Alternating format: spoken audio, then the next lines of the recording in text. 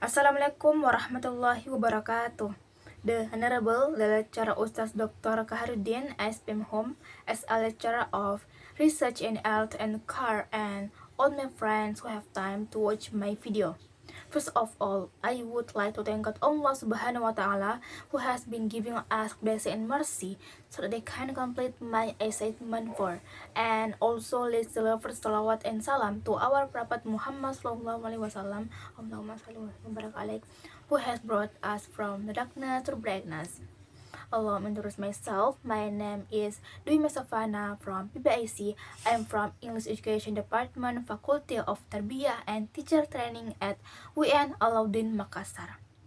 On this occasion, I would like to answer the 10 questions from my assignment about educational research design.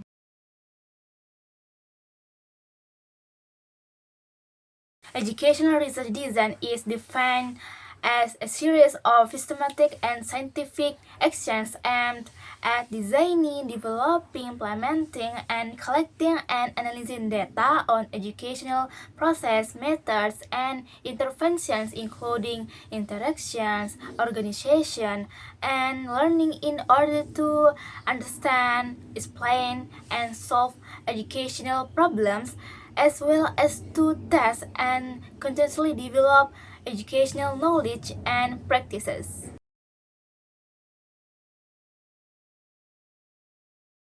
The three main components of educational research design are as follows. First, it focuses on addressing real and complex educational problems by generating solutions in the form of products, process, programs, or policies, while also providing new knowledge applicable to similar situations. Second, it combines scientific research with the systematic development and implementation of solutions in real-world learning contexts, thereby yielding deep theoretical understanding as well as effective and practical solutions. Third, it is conducted through a vast an iterative process ranging from understanding the problem, designing, developing, and testing to presenting the results so that solutions found can be empirically validated.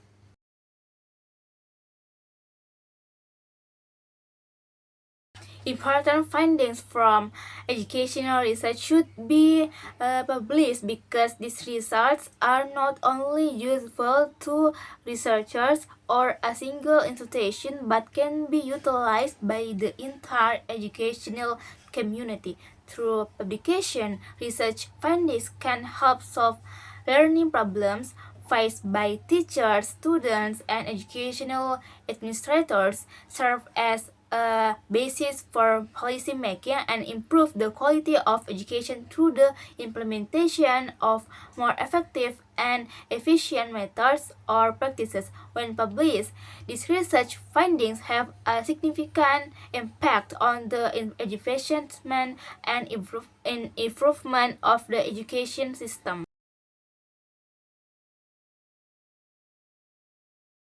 The three main objectives of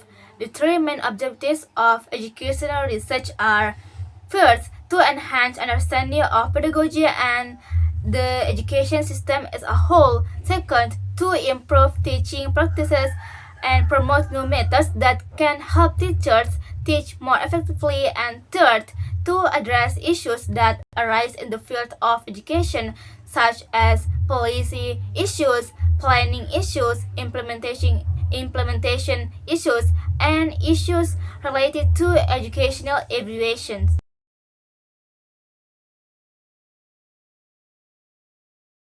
The main stages of conducting educational research begin with selecting a research topic. At this stage, the researcher chooses a clear and relevant focus so that the research has a clear direction and provides value to an educational institution. The topic is then developed and can be adapted to meet the needs of the research. Next, the researcher identifies the problem to be examined. This problem typically arises from a discrepancy between expectations and actual conditions in the field, serving as the basis for formulating research questions. The next step is to formulate the objectives and hypotheses. Formulating the objectives provide the direction for the research, while hypotheses are tentative assumptions that will later be proven through data. Next, the researcher determines an appropriate research approach to serve as a general framework for the study. After that, the appropriate research methods are selected to ensure that the data collection and analysis process aligned with the previously established objectives. The next step is data collection, which involves gathering information from predetermined sources such as through interviews, tests, and surveys. The collected data is then analyzed and interpreted to transform it into meaningful information that can address the research questions. Finally, the researcher compiles a research report that details the entire research process and results. This report is essential for clearly communicating the findings and serves as an accurate information source for everyone.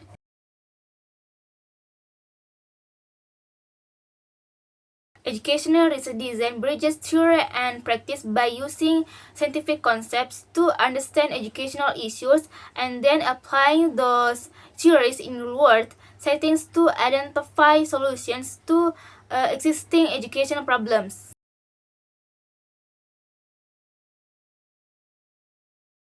Because the research method determines how data is collected and analyzed. The research method determines how the study is conducted from start to finish.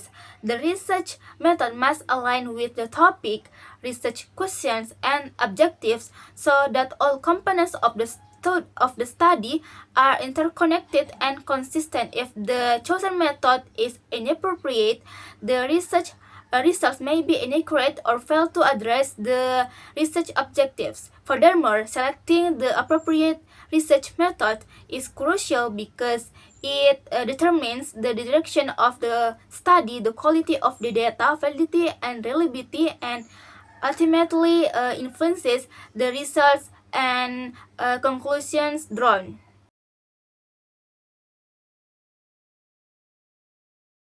Educational research helps improve teaching methods, enhance student learning outcomes, provide solutions to educational challenges, and serve as the basis for decision making in educational policy.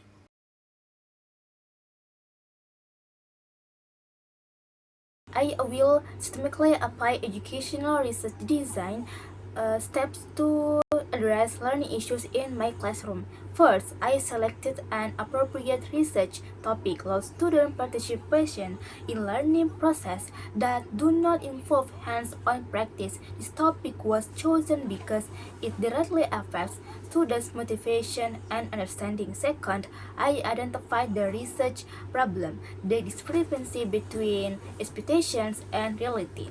The expectation is that students will be more active and understand the material through hands-on practice. However, in reality, learning still relies heavily on theory, causing students to tend to be passive. Third, I formulated the research objectives and hypotheses. The objective is for students to engage with and understand the learning material through practice-based learning. The hypothesis is that by implementing hands-on practice, student engagement and learning outcomes will improve. Fourth, I chose the classroom action research approach because this approach allows for the direct improvement of the learning process through real-world activities within the classroom. Fifth, I selected the appropriate research method, namely implementing practice-based learning and using data collection techniques such as observation, assignment assessment, and student reflection. Since I collected data throughout the learning process, particularly when students participate in practical activities such as the discussions and group work. Second, I analyzed the interpreted the data to determine the impact of practice-based learning on student participation and understanding. Finally, I wrote a research report detailing all stages and findings of the study and shared it as a reference for improving the quality of learning.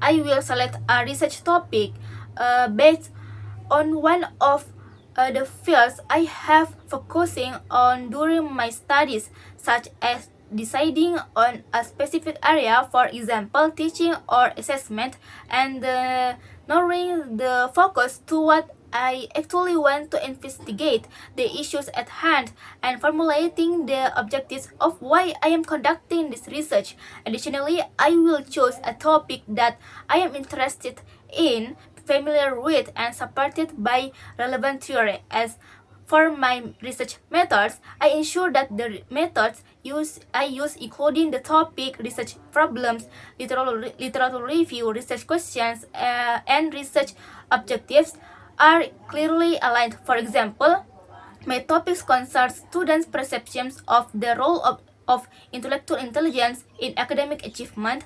Therefore, I selected a qualitative research method to collect data from research subjects or informants through observation, in-depth interviews, and documentations, and to analyze the data using data reduction, data presentation, and drawing conclusions or verification. Miles and Haberman 2014, and testing data validity using source regulation to ensure accurate results. That was my explanation and the answer from the 10-point question. More or less, please forgive me. Wassalamualaikum warahmatullahi wabarakatuh.